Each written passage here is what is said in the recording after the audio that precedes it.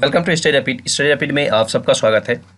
आज के वीडियो में हम बात करेंगे यूपीएसआई एग्जाम से रिलेटेड जो क्वेश्चंस आएंगे मूल विधि, संविधान और सामान्य ज्ञान से। ये पार्ट 2 होगा। इससे पहले मैंने पार्ट 1 बनाया है, उस वीडियो यदि आपने नहीं देखा है तो जरूर आप देखिएगा। उसमें सारे क्वेश्चन बहुत इंपॉर्टेंट हैं। क्वेश्चन इस वीडियो में भी बहुत इंपॉर्टेंट क्वेश्चन है जो कि सिलेबस तो दिया गया है, स्क्रीन पर आप देख रहे हैं।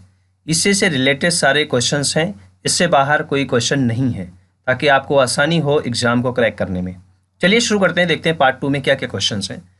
पहला क्वेश्चन देखते हैं, ये मूल विधि से रिलेटेड क्वेश्चन है जो कि बहुत इंपॉर्टेंट क्वेश्चन है और 2-3 बार ये यूपीएसआई के एग्जाम में पूछा भी गया है क्वेश्चन कि राज्य के मुख्य सूचना आयुक्त की जो नियुक्ति होती है वो कौन करता है।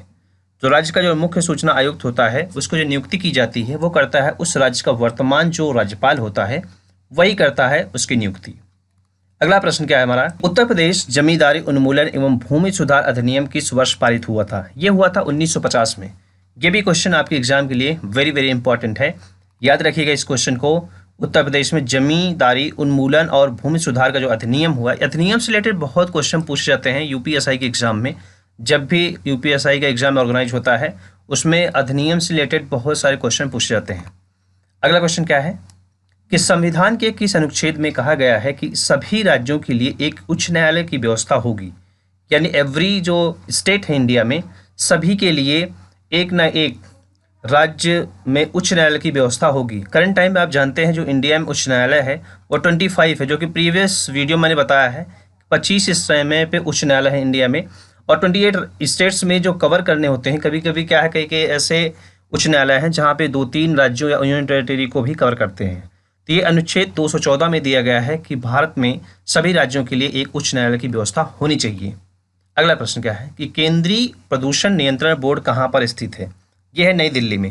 देखिए, जब भी कोई क्वेश्चन पूछा जाता है केंद्रीय या सेंट्रल, इस तरह से जो क्वेश्चन पूछे जाते हैं उसका जनरली या मोस्ट ऑफ द टाइम जो उसका हेड ऑफिस होता है वो न्यू दिल्ली या मुंबई में ज़्यादातर होता है। तो चांसेस ज़्यादा होते हैं, याद रखिएगा। इस तरह से क्वेश्चन पूछा जाएगा तो मुंबई और दिल्ली होने के ज़्यादा चांसेस होते हैं। या यूपी लेवल के एग्जाम में पूछा जाता है तो ये होगा लखनऊ में, मोस्टली ऐसा होता है। बट ऐसा कोई ज़रूरी नहीं कि हमेशा ही हो, लेकिन जब केंद्रीय की बात आती है तो नई दिल्ली ज़्यादा इंपॉर्टेंट होता है।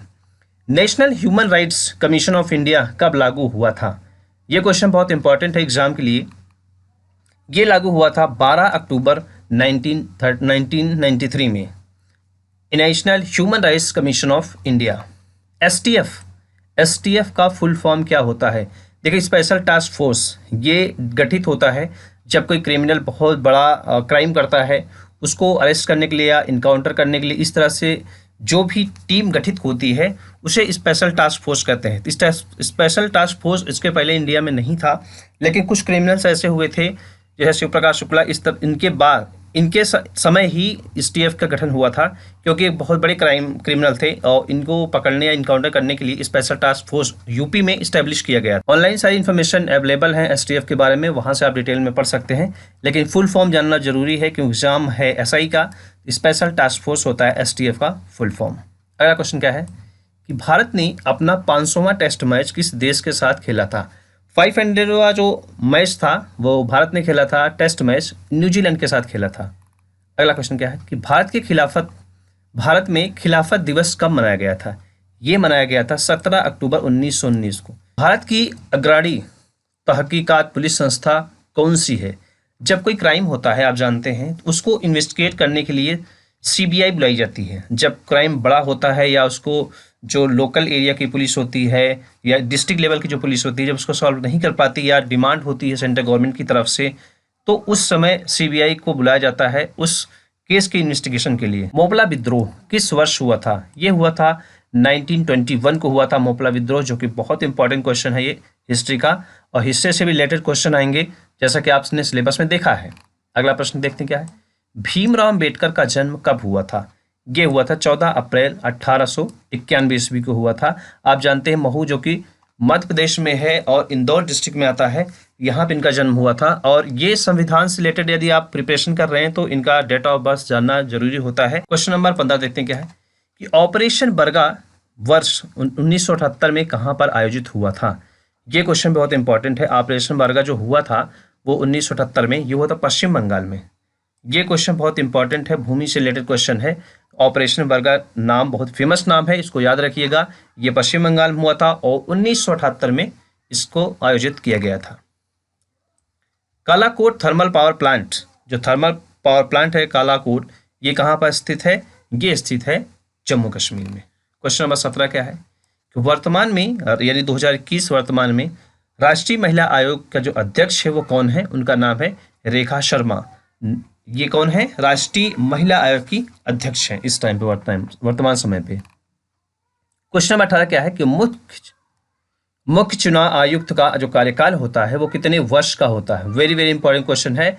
ये होता है 6 ईयर्स का, और इनका जो ड्यूरेशन होता है, एज होती है वो कार्यकाल की, वो होती है 65 ईयर्स तक ये काम कर सकते हैं अपने पद पर। तो मुख्य चुनाव आयोग का जो कार्यकाल होता है 6 वर्ष का होता है, और ये 65 साल तक अपने उम्र का कार्यरत कर सकते हैं, यानी काम कर सकते हैं अपने पोस्ट पर।